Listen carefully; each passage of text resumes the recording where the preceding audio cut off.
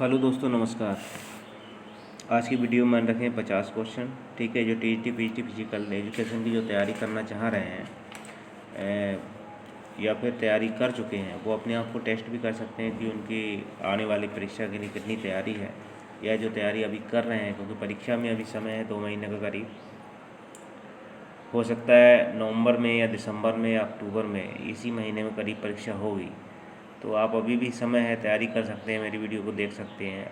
मेरे चैनल से जुड़े रहने के लिए आप मेरे चैनल को सब्सक्राइब कर लें, बेल आइकन की घंटी दबा दें, ताकि आने वाली वीडियो, पिछली सारी वीडियो आपको मिलती रहे। ठीक है, आइए पहला क्वेश्चन शुरू करते हैं। पहला क्वेश्चन जो है वो है, अगर हॉकी खिलाड़ी दुर्व्यवहार करता हुआ पाया जाता है तो उसको कितने समय के लिए निलंबित किया जाएगा। अगर कोई हॉकी का खिलाड़ी है और वो दुर्व्यवहार कर रहा है खिलाड़ियों के साथ में, तो कितने समय के लिए उसे निलंबित किया जाता है। 5 मिनट, 2 मिनट, 10 मिनट या पूरे मैच के लिए।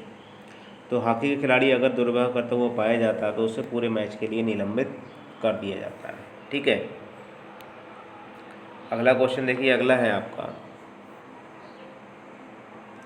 निम्नलिखित में से कौन सी तकनीक क्राउच स्टार्ट की नहीं है। क्राउच स्टार्ट की तकनीक नहीं है एथलेटिक्स में।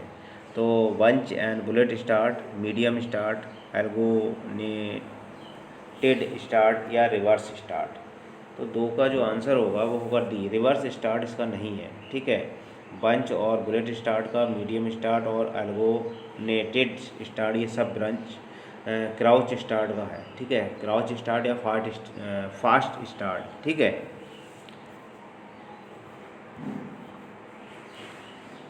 पुरुष हॉरिजेंटल बार की ऊंचाई कितनी होती है। अगर 30 सेंटीमीटर लैंडिंग मैट को मोड़ दिया जाए, पुरुष हॉरिजेंटल बार की ऊंचाई कितनी होती है अगर 30 सेंटीमीटर लैंडिंग मैट को मोड़ दिया जाए।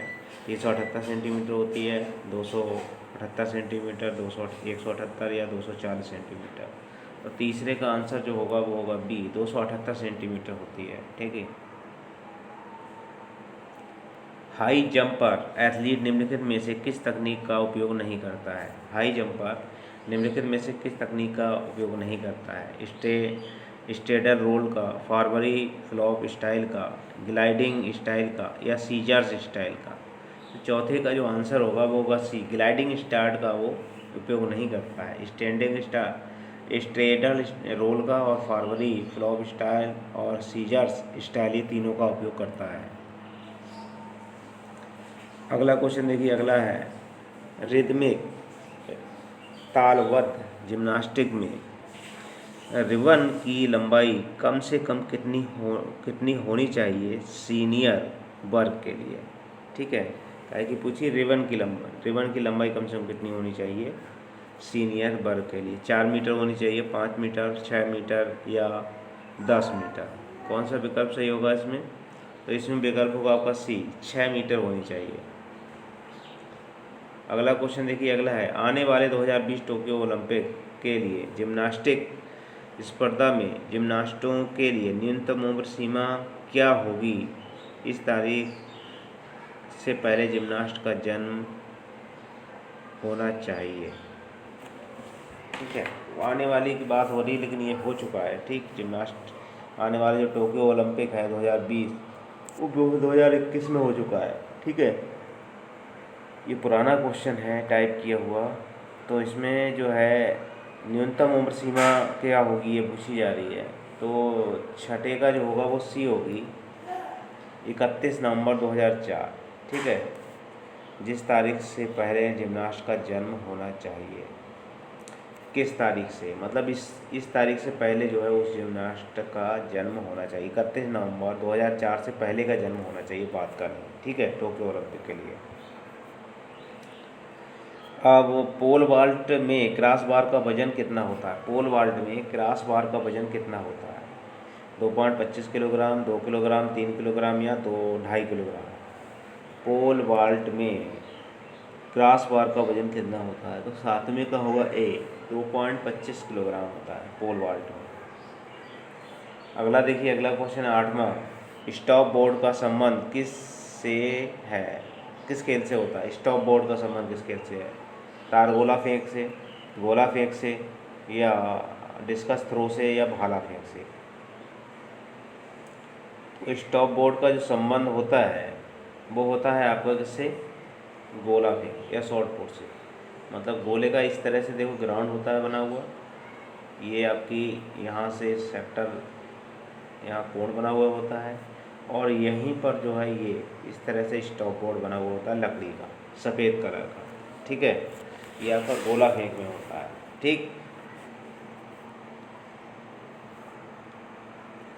अगला देखिए, हाई जंप स्पर्धा में क्रॉस बार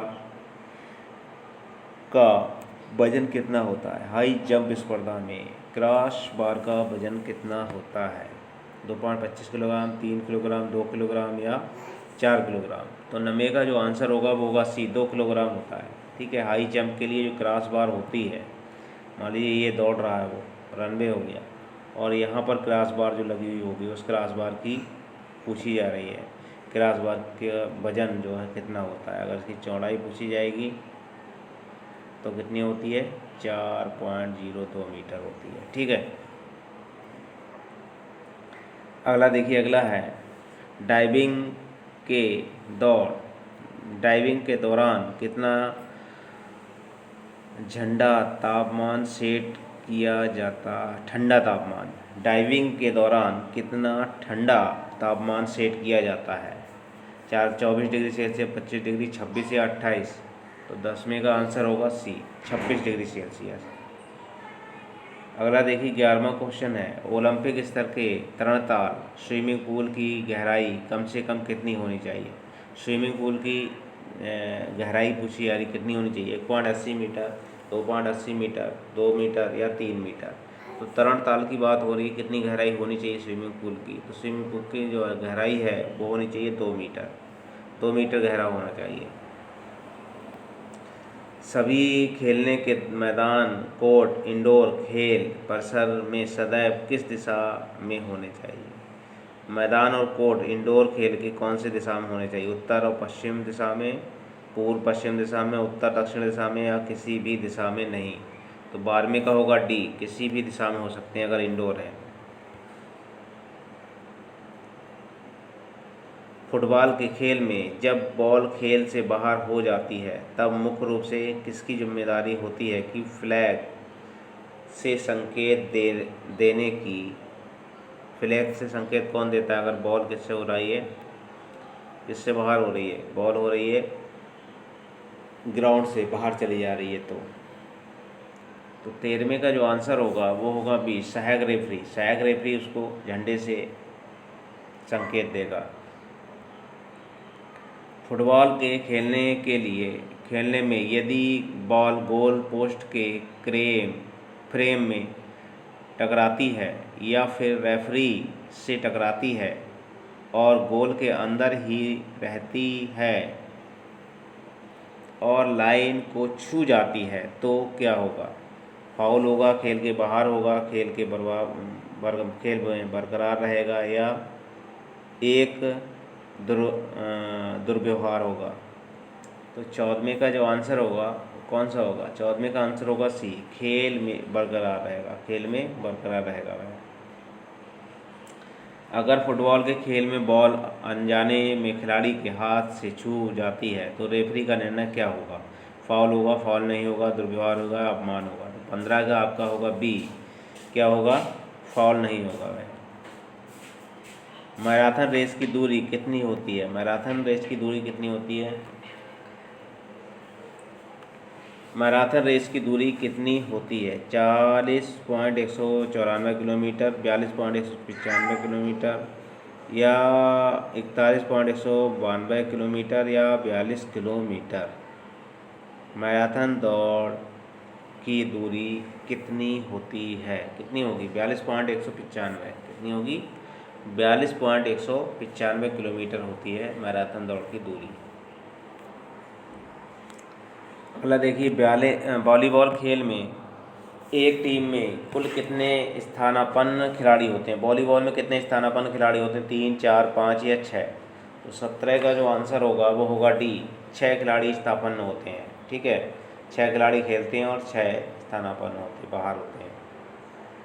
अगला देखिए, जूडो खेल में शुरुआत करने के लिए रेफरी किस आदेश कोड का प्रयोग करता है? जूडो खेल के में शुरुआत करने के लिए रेफरी किस आदेश कोड का प्रयोग करता है? कोका का, हाजमे का, इप्पोन का या बाजारी का?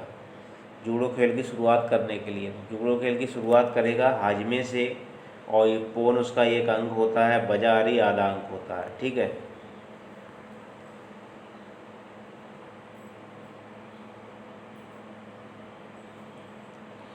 अगला क्वेश्चन, लॉन टेनिस में नेट की ऊंचाई ज़मीन से कितनी ऊपर होती है?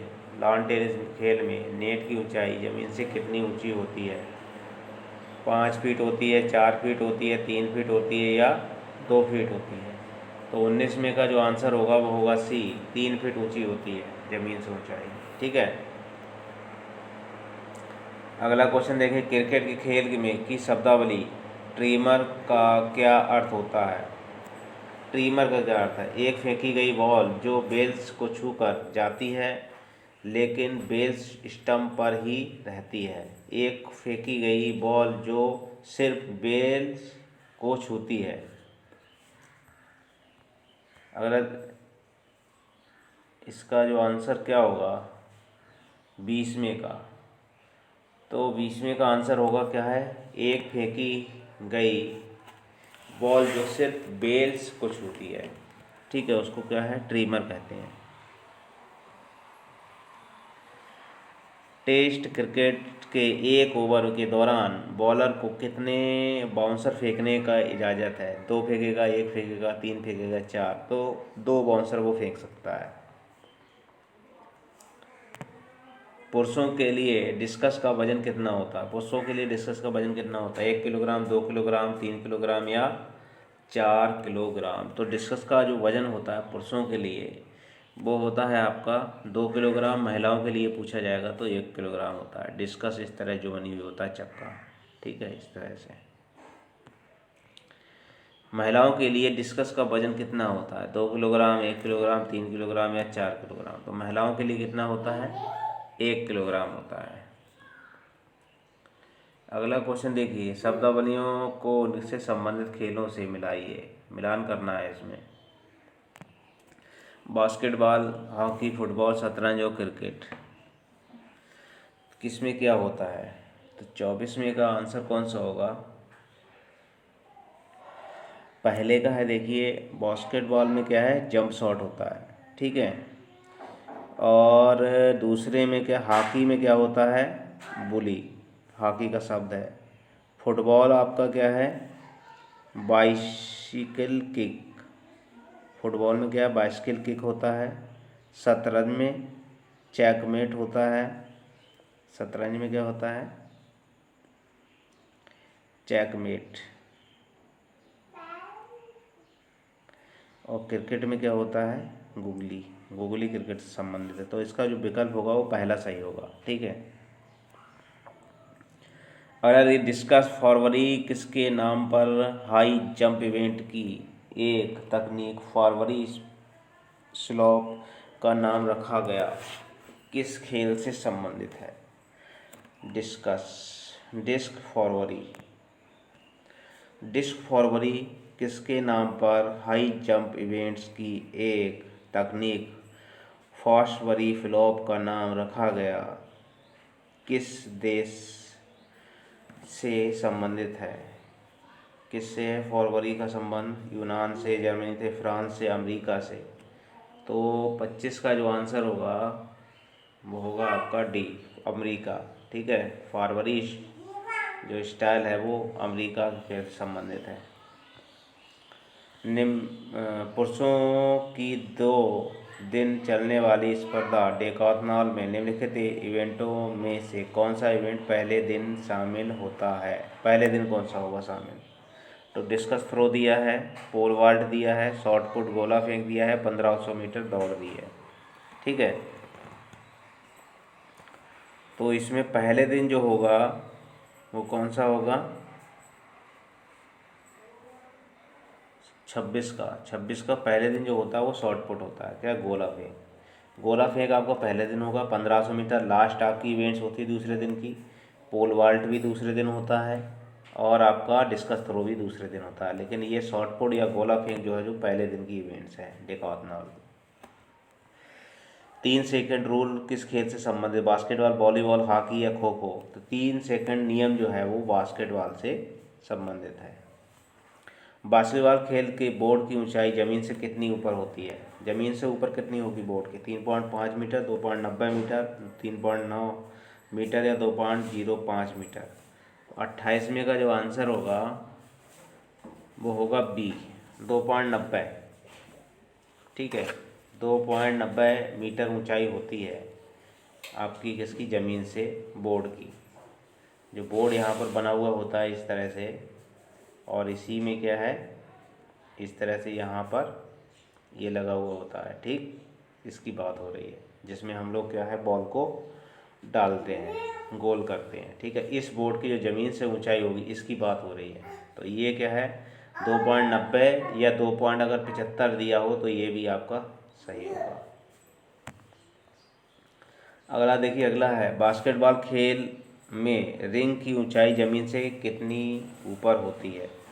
3 मीटर होती है, तो 2.90 होती है, या 3.90 या 2.5, ये तो वही है। अगला देखिए, डिस्कस थ्रो के थ्रोइंग वृत्त का व्यास कितना होता है? डिस्कस थ्रो के थ्रोइंग वृत्त का व्यास कितना होता है? 2.175 या 2.50 मीटर, 3.5 मीटर या 3.175 मीटर? पता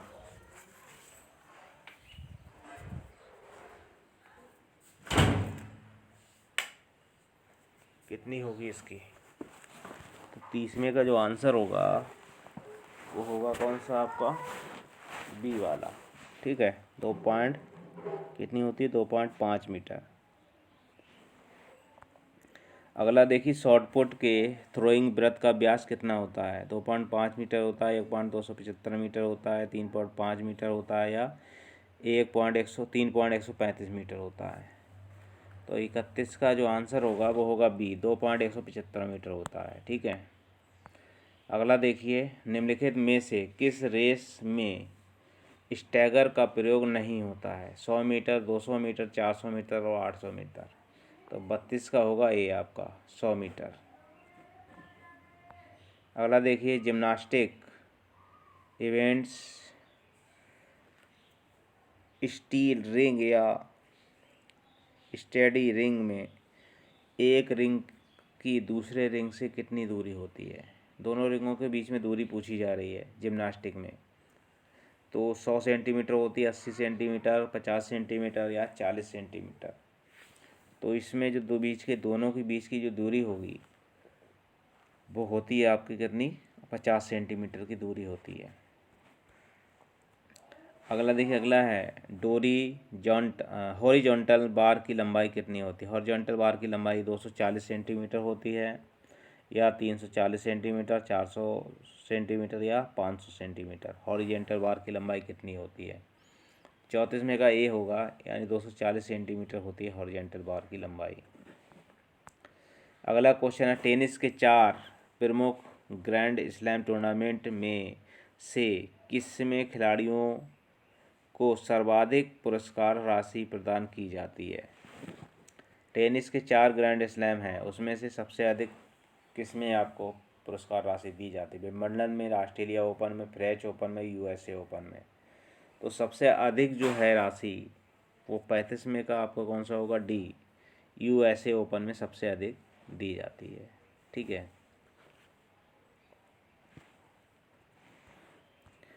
सबसे प्राचीन ग्रैंड स्लैम टेनिस प्रतियोगिता है, सबसे प्राचीन टेनिस ग्रैंड स्लैम प्रतियोगिता कौन सी है? विंबलडन है, ऑस्ट्रेलियन ओपन है, फ्रेंच ओपन है, यूएसए ओपन है? तो इसमें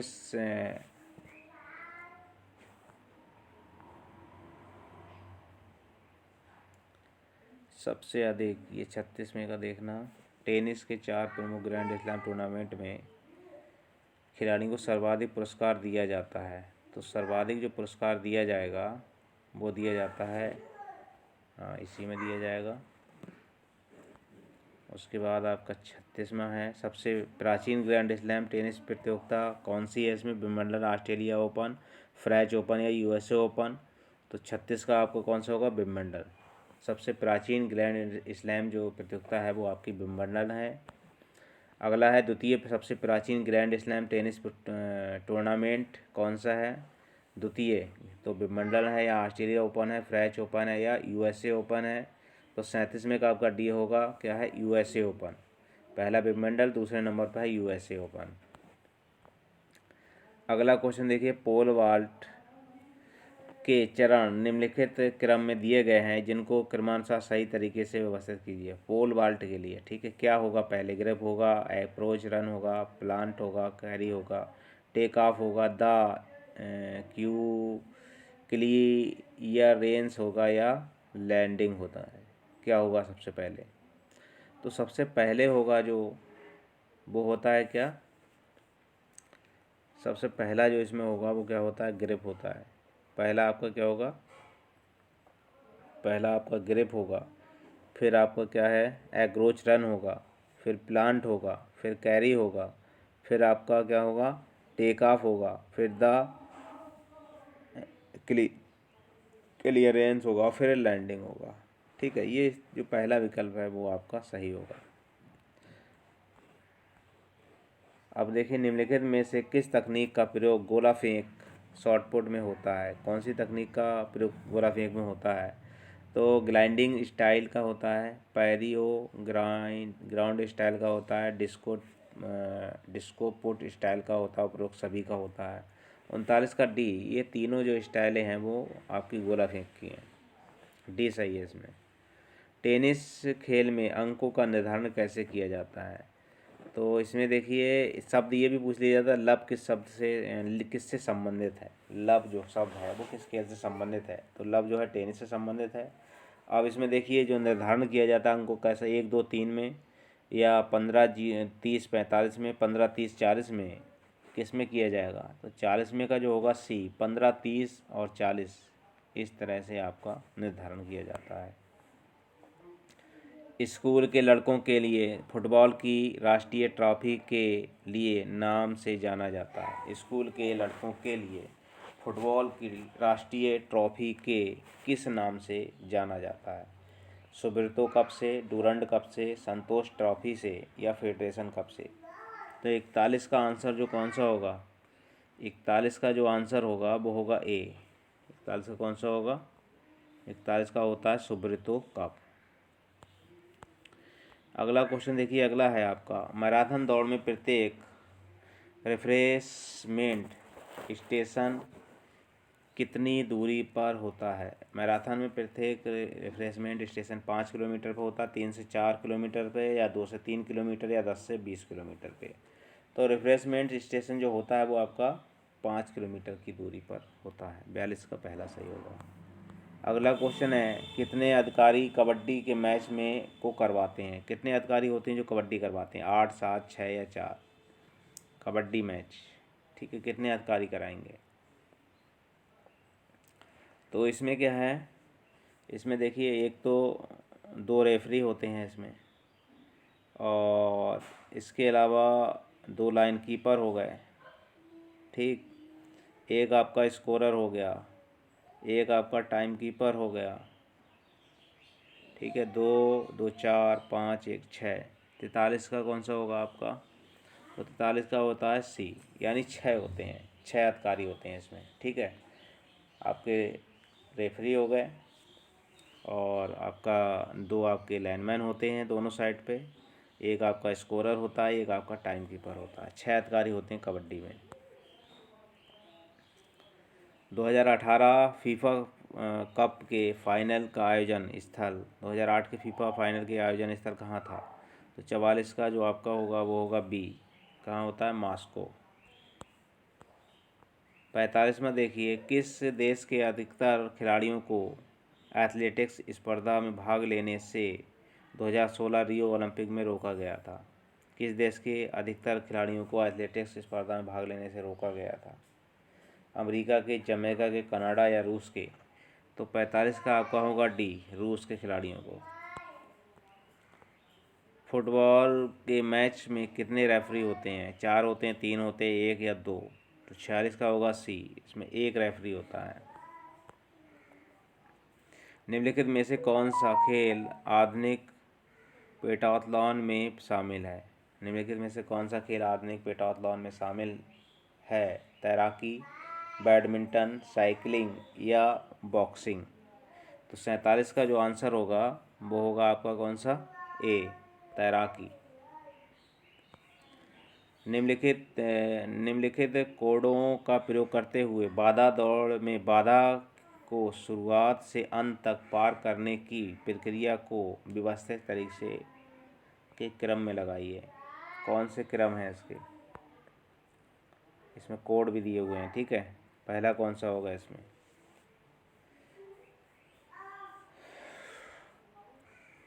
कौन सा है ये? बाधा दौड़ का, ठीक है, बाधा दौड़ के लिए है। बाधा दौड़ में क्रम से लगाना है, कौन सा पहले होगा?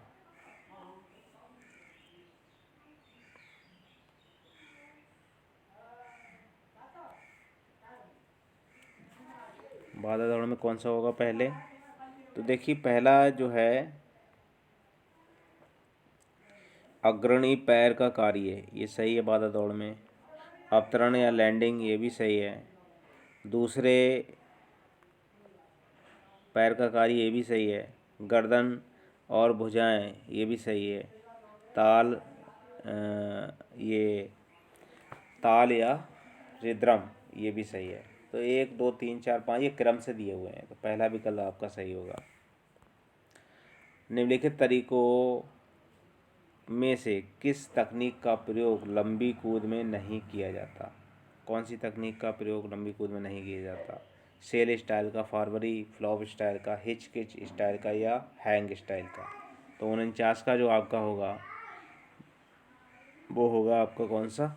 ए, डी, बी। 49 का होगा आपका बी, फॉरवर्डी फ्लॉप स्टाइल का आपका लंबी कूद में ये नहीं प्रयोग होता है।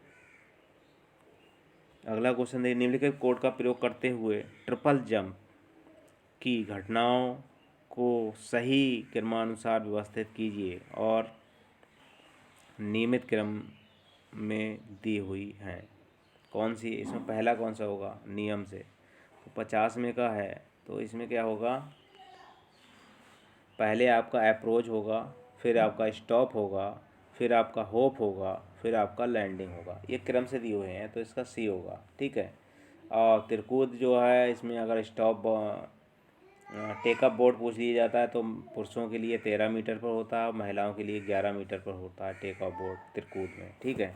तो ये 50 क्वेश्चन जो थे वो मैंने करा दिए हैं। मेरी वीडियो अच्छी लगी तो लाइक करें, दोस्तों को ज़्यादा से ज़्यादा शेयर करें। मेरे चैनल को सब्सक्राइब ना किया हो तो सब्सक्राइब कर लें और बेल आइकन की घंटी दबा दें ताकि आप हमारे चैनल से जुड़े रहें और आने वाली वीडियो और पिछली सारी वीडियो आपको मिलती रहें। धन्यवाद।